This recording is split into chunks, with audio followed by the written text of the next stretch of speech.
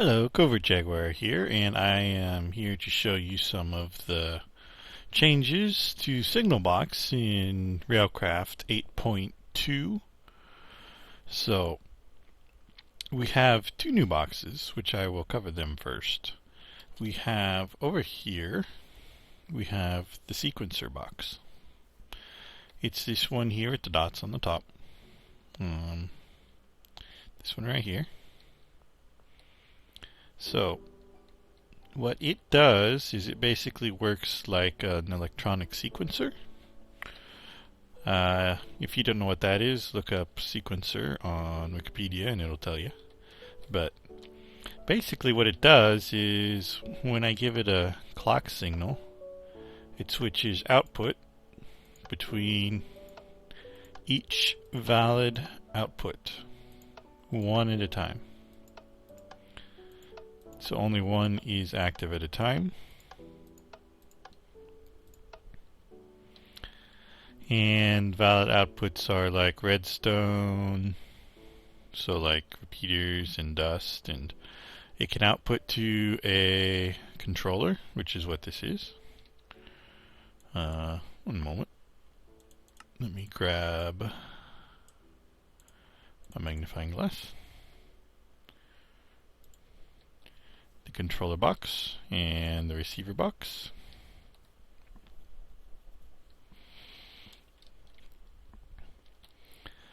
Ignore this for the moment.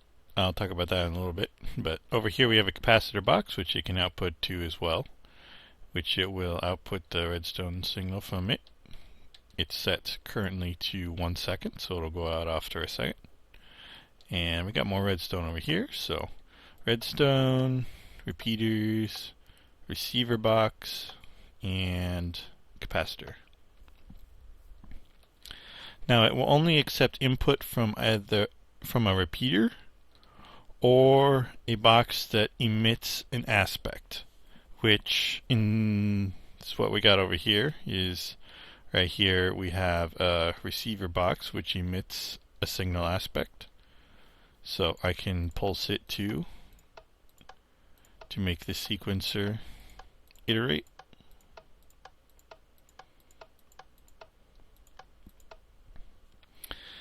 Now, you're probably wondering what this is good for, but you could use this to control a signal junction, or, well, a track junction, railway junction, whatever you want to call it, so that only one track is allowed to pass through the intersection at a time.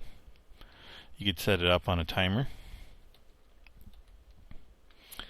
Eventually, I do plan to add a clock box, which can create a pulse on regular intervals, like a timer from Red Power did, but I haven't got to that yet. It's a bit more complicated because it requires a GUI.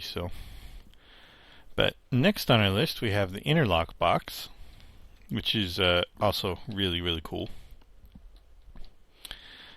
The interlock, which you can also look up interlocks on Wikipedia, but basically the interlock, there's these ones here, and they also chain. They're not very useful by themselves. You have to have at least two to get any real use out of them. But basically what you do is, well, we'll get rid of this stuff. This is actually my testing world, so. But anyways, what you do is you have your interlock box. We'll add another one here. And we got us a controller box and a receiver box. So you take your controller box, pair it with the interlock, and then you pair the interlock with a receiver.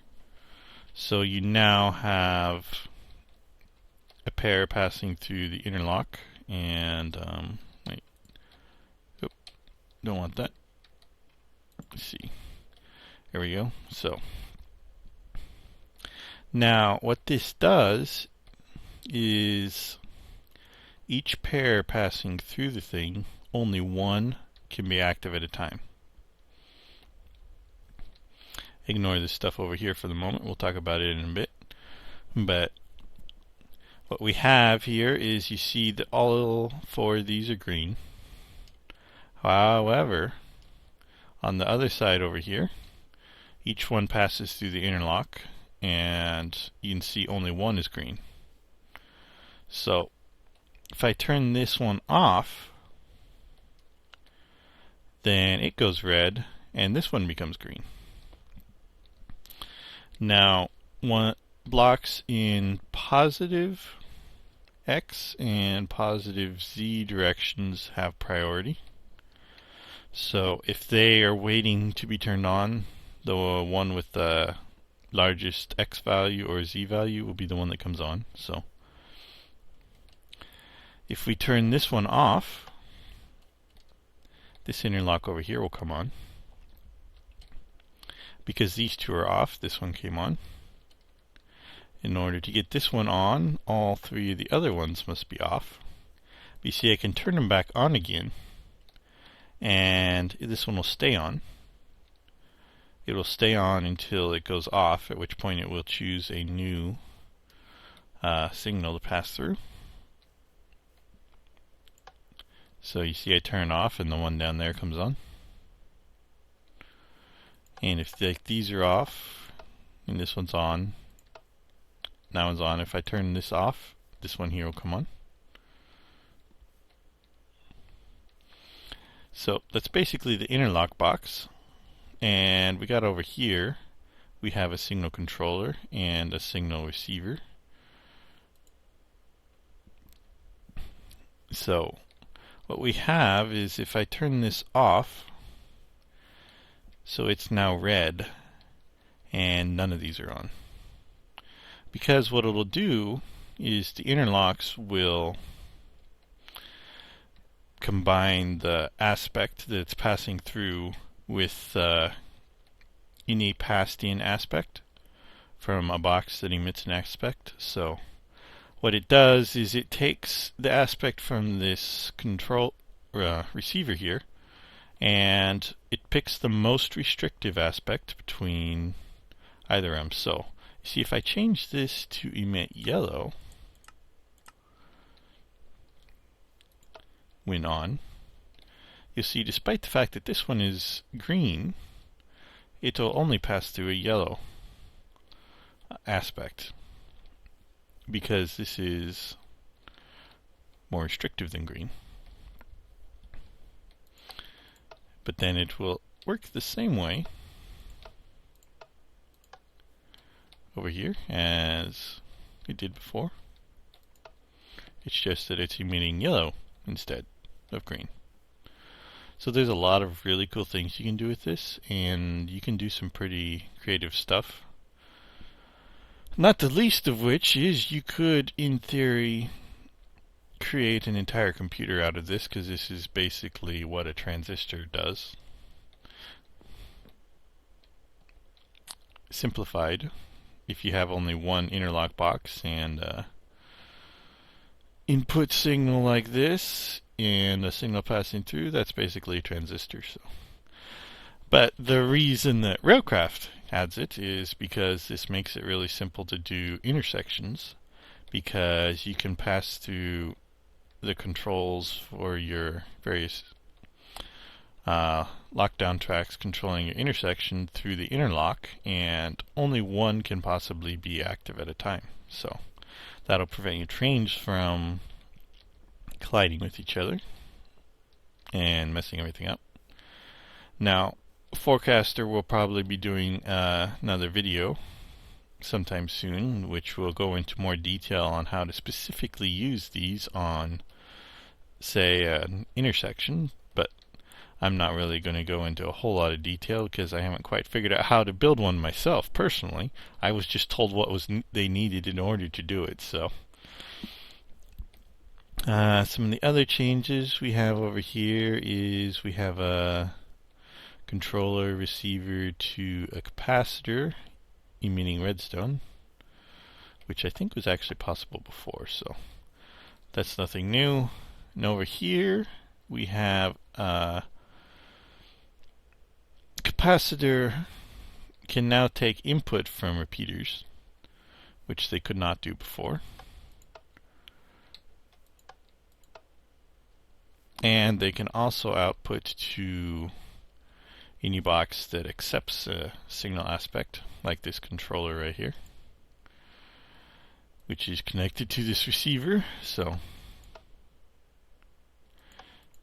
it goes green when it comes on. So, and over here we have a slightly different setup. We have our controller box connected to our receiver box, which is connected to a capacitor, which is connected to another controller box, which is connected to another receiver. So when we pulse this, it will come on, and well, we want you to stay green, but when I turn this on, it'll pass the signal through the capacitor briefly. This was not possible before, so probably not terribly useful unless you're really into this stuff. But anyways, that's let me see if I missed anything real quick. Well, I guess we can show you some of the other stuff that was added in 8.2. So we have the steel anvil, which is basically just an anvil that's got twice the durability of the normal anvil made out of steel. And it has a slightly higher max enchantment level, level 50, as opposed to level 46 or something. Oh, 39. I think it's 39 that the normal anvil is.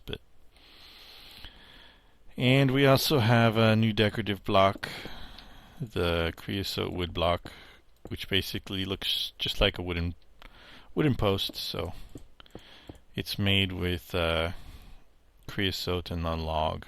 So